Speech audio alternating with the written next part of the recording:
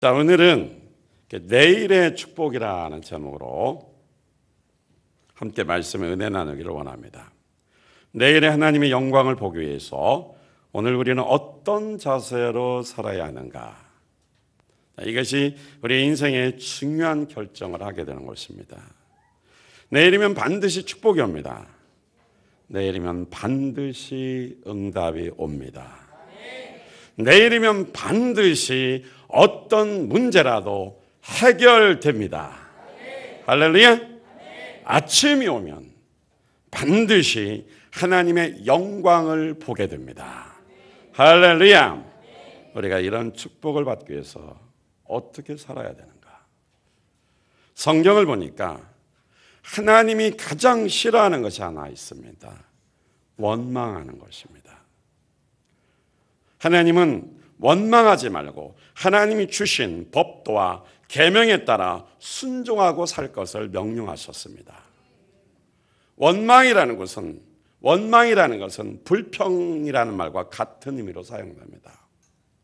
원망하면 불평하고 인생을, 자기의 삶을, 모든 사람을 향해서 짜증을 내게 되어 있습니다. 불평한다는 건 결국 내 탓이 아니고 네 탓이다, 남의 탓이다, 항상 책임 전가를 하면서 그 사람을 미워하고 증오하게 되어 있습니다. 그러니까 원망은 결국 뭐예요? 사람을 미워합니다. 결국은 뭐예요? 증오합니다. 증오가 심해지면 죽음까지 이르게 되지요. 그래서 하나님은 원망하는 사람 좋아하지 않습니다. 불평하는 사람 싫어하신다 그랬어요. 시편 106편 25절 저희 장막에서 원망하며 여호와의 말씀을 청종치 아니하였더라. 사람이 원망하기 시작하면 하나님 말씀을 안 듣습니다. 설교 말씀을 듣지를 않습니다. 속에서 원망이 있고 불평이 있으니까 하나님 말씀이 귀에 들어오지 않습니다. 말씀이 귀에 들어오지 않으면 멸망입니다. 말씀은 생명이고 그 말씀이 내 영혼을 살리고 내 영혼의 혁명을 일으키는 것이 바로 말씀이 근원인데 말씀이 들어오지 못한다면 그건 바로 영적으로 죽은 것이나 마찬가지입니다. 이스라엘 백성들이 원망하는 소리를 듣고 하나님께서 이렇게 말씀하셨어요. 민수기 14장 27절 나를 원망하는 이 악한 회중을 내가 어느 때까지 참으랴. 원망하는 너희들을 내가 언제까지 참아야 되냐. 하나님의 가슴 터지는 소리입니다. 너희의 원망하는 그 소리, 불평하는 그 소리 내가 들었노라 말씀하셨어요. 그리고 민수기 14장 28절에 하나님께서 이렇게 말했습니다. 나의 삶, 하나님 스스로가 맹세했습니다. 너희 말이, 너희가 원망한 말, 너희가 불평한 말이 하나님 내 귀에 들린 대로 내가 그대로 갚아주겠다. 무서운 말입니다. 불평하는 소리 누가 들으셔요? 하나님이 들으신대요. 그리고 어떻게 해주신대요? 그대로 갚아주신대요. 왜? 불평하는 소리 들으면 하나님은 그대로 갚아주신다고 그랬는데 문제가 생겨요. 나를 향해서 내일에 예비된 하나님의 축복을 받아야 되는데 이 고통스럽고 원망스러운 인생사에서 자꾸 남의 탓하고 책임쟁가하면서 불평하다 보니까 하나님이 계획하신 내일의 축복을 뭐예요? 받을 수가 없어요. 몇 주 전에 제 친구가 그 시애틀에서 목회를 하는데 그 친구 어머니 78세인데 돌아가셨어요. 그런데 하루 만에 장모님도 돌아가셨어요. 굉장히 아파하더라고요. 그런데 그 어머니를 향한 그 양력에 대해서 이렇게 소개하는 내용이 있었는데 그 내용을 저한테 메일로 보내줬어요. 시애틀에 사는 친구인데 YM 계통의 선교사라고 그 신학교에 교수도 하고 있습니다. 근데 그 어머님이 집사님인데 그 어머님이 젊었을 때 40대 중년에 그 남편이 병으로 쓰러졌습니다. 살 가망이 없다 그랬는데 병원에서 수술시키고 2년 만에 그 어머니가 잘 돌봐서 아버지가 어떻게 회복되었고 그 집이 가난하니까 장사하고 파출발하고 여러 가지 어려운 생활 문제를 책임지면서 가족을 이끌어가는데 한 번도 원망하지 않았답니다. 그리고 집사님이 50대가 됐을 때 큰아들이 22살에 군대 가서 사고로 죽었어요. 근데 그때 둘째 아들이 저의 친구인데 그때 마침 미국 유학 갈 계획이 되어서 큰 아들을 잃고 둘째 아들도 유학을 가니까 그 어머니는 견딜 수 없지만 내 가슴에 더 큰 구멍이 있기 때문에 아들 유학 가는 것은 조금도 내게 어떡해요? 아픔이 되지 않고 상처가 되지 않는다고 상처가 그 구멍이 느껴지지 않는다고 말했다고 합니다. 아들이 유학생활 5년을 마치고 한국에 군대를 가기 위해서 왔어요. 군대에 입대한 후 난치병으로 군복무가 면제되었고 거기서 3년간 사경을 헤맸다고 합니다. 그래서 그해 11월 초 입원했는데 그 의사가 말하기를 크리스마스를 넘기지 못하고 이제 이 꽃다운 청춘에 이 아들이 죽게 된다고 말했습니다. 그 어머니는 지극정성으로 아들을 돌보고 이렇게 건강을 회복해서 다시 미국으로 유학을 보냈습니다. 미국으로 유학 갔는데 거기서 또 어떻게 그 난치병이 또 도져서 고통스러운 병에서 그 아들이 사경을 헤맬 때 그 어머니가 한국과 미국을 왔다 갔다 하면서 그 아들을 기도하며 돌봐서 건강이 회복되었습니다. 그래서 20년이 넘게 성탄절을 맞이하면서 지금은 목회자를 양성하는 교수로 세계적인 복음 전도자로 이렇게 쓰임 받고 있습니다. 그가 작년에 이제 췌장암 4기로 1개월을 예래서 길어야 6개월밖에 남지 않았다는 이런 사형 선고를 받았습니다. 아들은 흐느껴서 울었습니다. 그때 그 집사님이 이렇게 말씀했다고 합니다. 아들아 울지 말아라. 하나님은 내 기도를 응답해 주셨구나. 나는 내 어머니, 그 어머니를 말하는 겁니다. 30대 초에 과부가 되어서 어렵게 자식들을 키우면서 생활했기 때문에 내가 하나님께 기도한 것이단다. 내가 어떤 일이 있더라도 남편보다 나를 먼저 데려가 달라고. 과부되기 싫어서. 근데 그 남편이 대수술을 2번이나 했는데도 불구하고 여전히 합병증은 있고 당뇨도 있고 건강에 약점은 있지만 아직도 젊고 건강하게 아주 싱싱하게 잘 살고 계신답니다. 그래서 오래전에 내가 세상을 떠날 수도 있지만 하나님께서 내 기도에 응답해 주셔서 너희 아버지보다 나를 먼저 하나님 앞으로 데려가니까 나는 그것이 주님의 은혜라고 생각하고 내 기도를 신실하게 응답하신 하나님 앞에 감사할 것밖에 없다라고 말씀했다고 합니다. 이렇게 환경이 우겨싸임을 당하고 이렇게 병마와 일평생을 싸우면서 고통 속에서 정말 잔인할 정도로 고역 속에서 살았지만 그 어머니가 마지막 운명하시면서도 감사하면서 내 인생은 내 팔자는 왜 이런가 왜 이렇게 더러운가 원망하지 않았습니다. 불평하지 않았습니다. 감사하면서 마지막 끝까지 주님 앞에 가면서도 감사했다라는 것입니다. 그러니까 내일의 축복이 있으니까 자녀가 그 축복을 받는 것입니다. 사경 가운데 살아서 전 세계를 활보하며 복음 전하지 않습니까? 그러면 우리는 내일의 예비된 축복을 받으려면 어떤 자세로 살아야 할까요? 첫째, 이미 말씀드렸어요. 따라서 합니다. 원망하지 말라. 불평하지 말라. 사람이 어려운 일을 당하거나 억울한 일을 당할 때 원망하거나 불평하지 말아야 복을 받습니다. 이스라엘 백성들은 430년 동안 종노릇하면서 애굽에서 자유도 없이 그 나라에서 배급하는 양식을 먹으면서 살아왔습니다. 그들은 애굽의 노예로서 고통 속에서 신음하며 인생에 대한 꿈도 없고 비전도 없이 하루하루 시간 가는 대로 세월을 흘러보내면서 고역 속에서 절규하면서 살아왔습니다. 출애굽기 2장 23절 여러 해 후에 애굽 왕은 죽었고 이스라엘 자손은 고역으로 인하여 탄식하며 부르짖으니 그 고역으로 인하여 부르짖는 소리가 하나님께 상달한지라. 그들이 너무 노예로서 고통 속에 사는 그 탄식 소리, 그 소리, 부르짖는 소리를 너무 고통스럽게 사는 그 소리를 하나님이 들으셨다라는 것입니다. 사실 그 현실의 삶 자체를 살지만 사는 게 아니었다라는 것입니다. 너무 힘든 거예요. 하나님은 이런 고통 속에서 신음하는 그 백성들의 그 고통 소리를 그 부르짖음을 들으시고 모세를 예비해서 이스라엘 백성들을 애굽에서 탈출시켰습니다.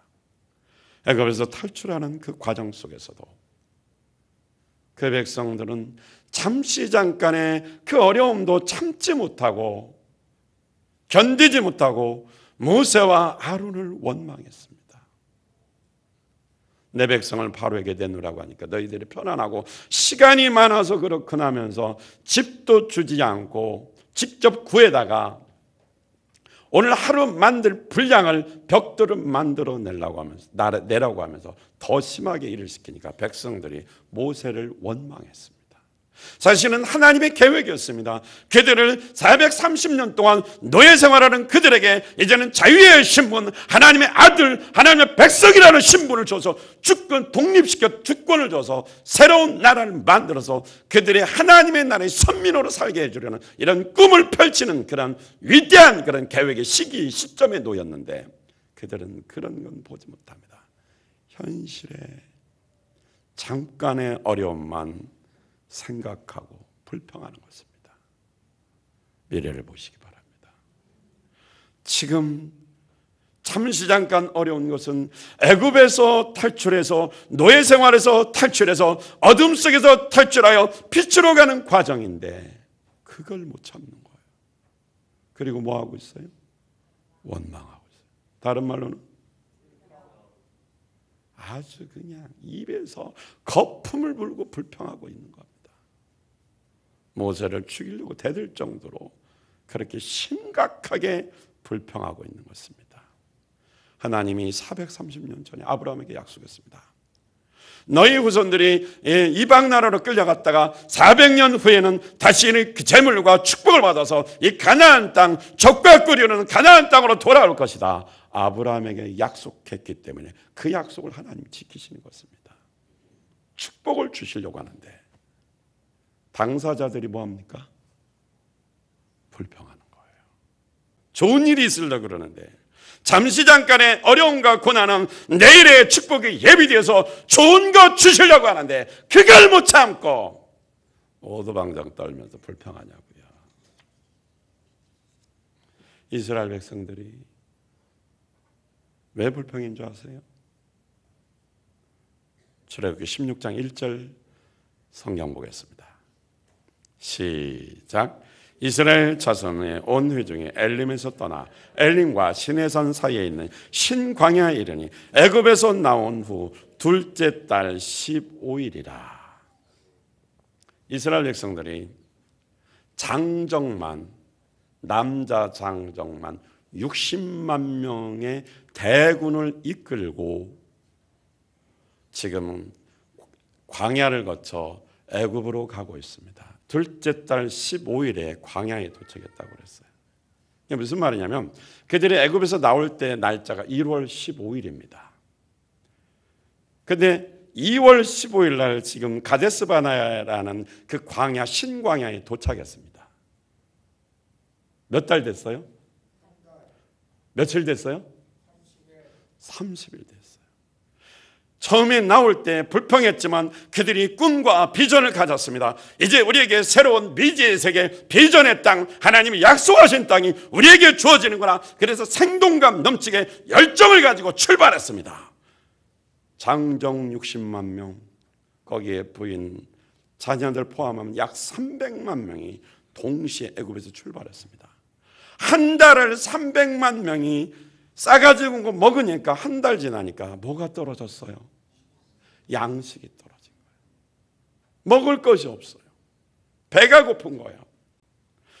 겨우 그들이 꿈을 가지고 이제 새로운 인생, 이제는 노예의 신분이 아니라 하나님의 자녀로서, 하나님의 백성으로서 자유로운 신분을 가지고 이제 어떻게 해요? 새로운 삶을 살기 위해서 출발했는데 겨우 얼마 만에? 한 달 만에. 그래도 우리보다 나은 것 같지 않습니까? 둘이 우리보다 나은 것 같아요. 왜 나을까요? 우리는 작심삼일 30일이나 지난 거예요.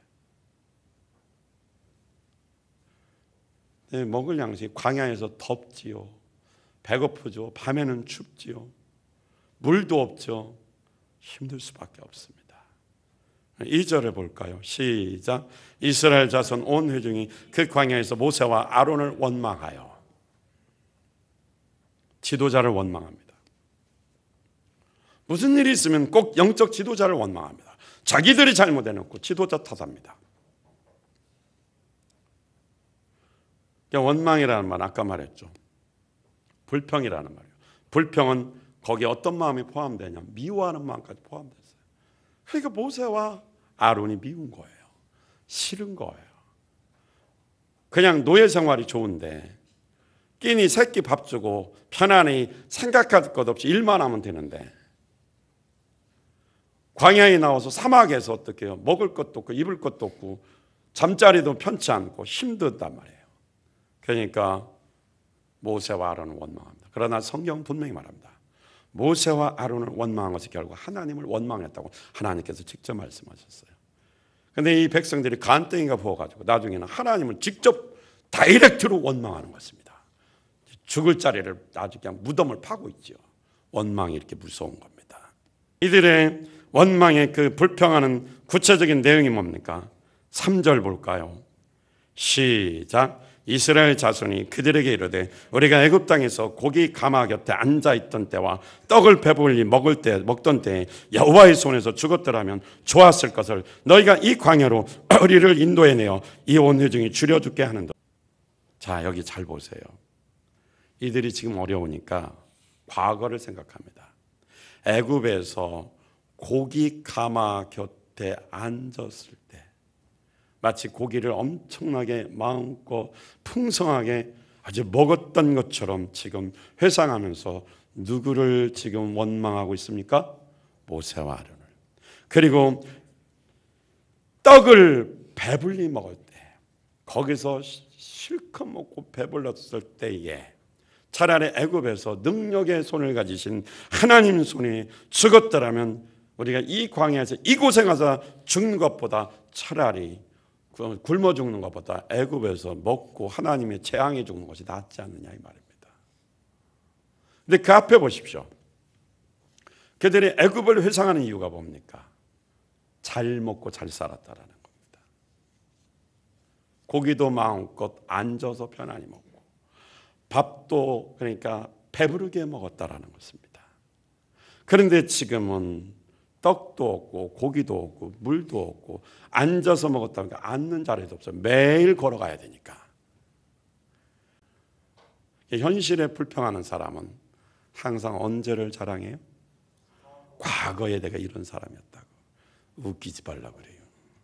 과거는 더 초라했던 사람이에요. 지금 이스라엘 백성들이요 착각하고 있습니다.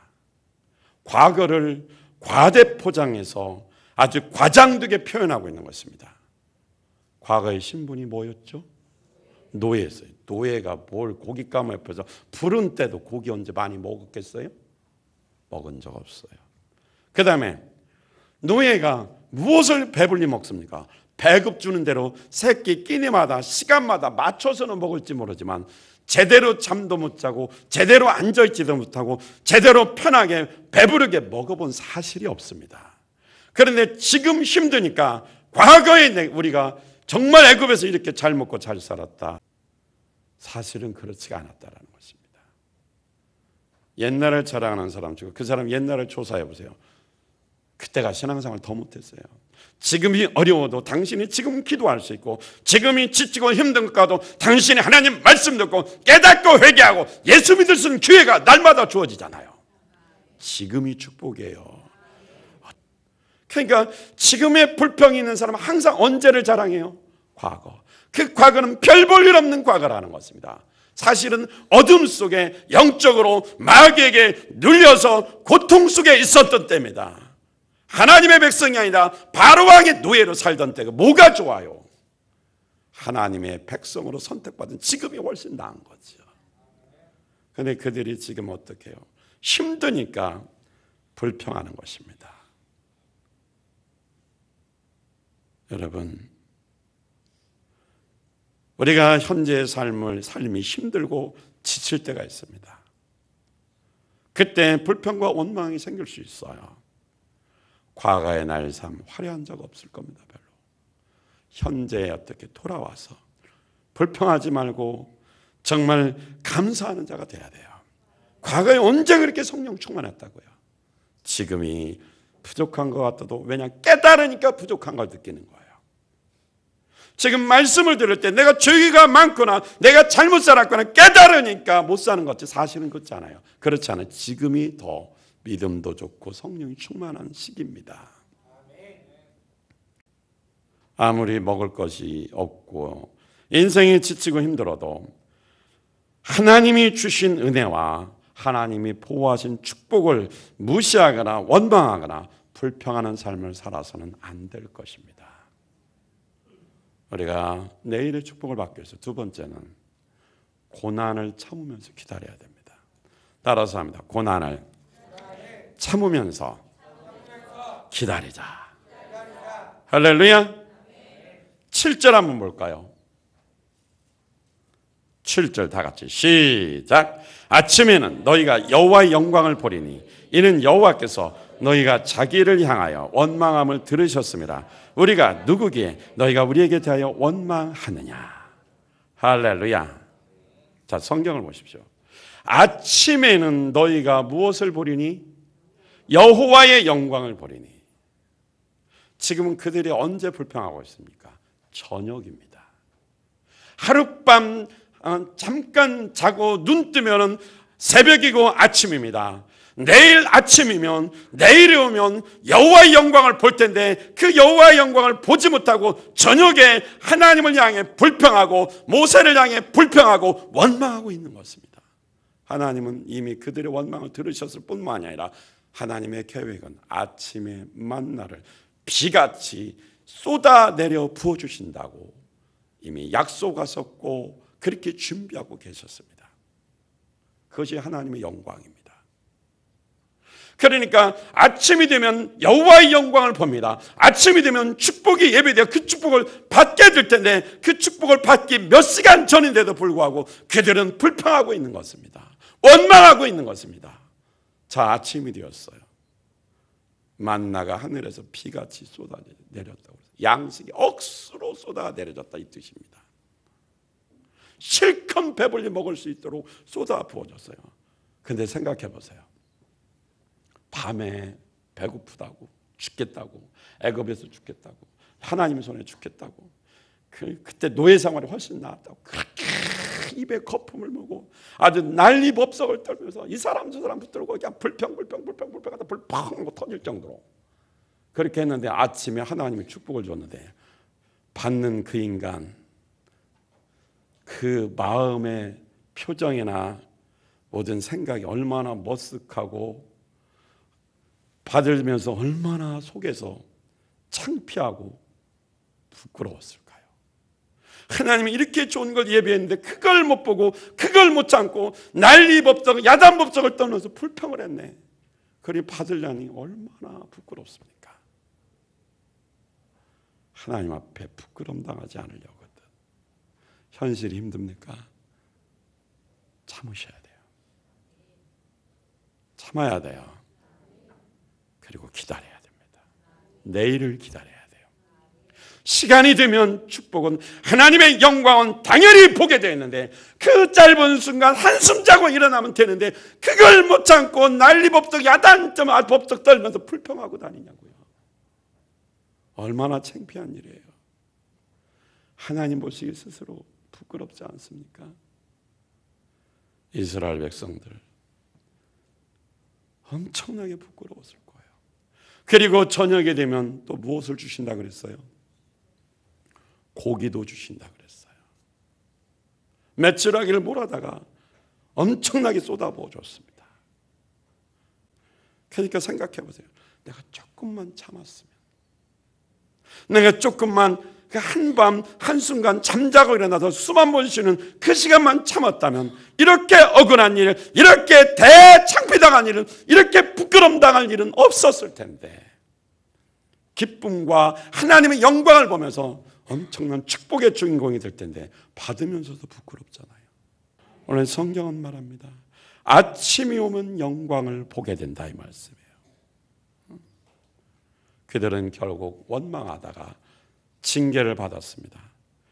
우리는 오늘 이 말씀을 들으면서 하나님의 때가 되면 반드시 응답이 옵니다. 하나님의 때가 내일이 오면 반드시 축복이 옵니다. 하나님의 때 내일이 오면 반드시 문제가 해결될 줄로 믿습니다. 성경을 보니까 아침이 되면 하나님의 영광을 보리라. 할렐루야. 시편 30편 5절 말씀 잘 들으십시오. 결론적인 말씀입니다. 주님의 진노는 잠깐이요 그의 은총은 영원하니 밤새도록 눈물을 흘려도 새벽이 오면 기쁨이 넘친다. 밤에 지치고 힘들고 고역이 있고 어려운 문제가 있고 고통이 있어서 슬퍼서 눈물을 정말 비 오듯 쏟을지라도 참고 기다리고 불평하지 않고 원망하지 않으면 새벽이 오면 아침이 오면 뭐가 온다? 기쁨이 온다. 오늘 말씀에 의하면 아침이 오면 무엇을 본다? 하나님의 영광을 보게 된다 이 말씀이에요. 양식이 있습니다. 고기가 있습니다. 사람들이 왜 불평합니까? 돈 없다고. 돈은 가지고 사는 게 아니에요. 하나님이 쓸 것을 공급하시고 내 인생에 할 일이 있으면 그게 쓸 일입니다. 내가 하나님 나라의 비전을 가지고 하나님 주신 그 목적을 주셨다면 그 일을 위해서 하나님의 물질을 공급해 주시는 것입니다. 당신에게 돈이 없는 것이 아닙니다. 하나님이 주신 적과 꿀이는 가나안 땅이 없는 거예요. 아침이 오면 기쁨이 오고 하나님의 영광이 반드시 옵니다.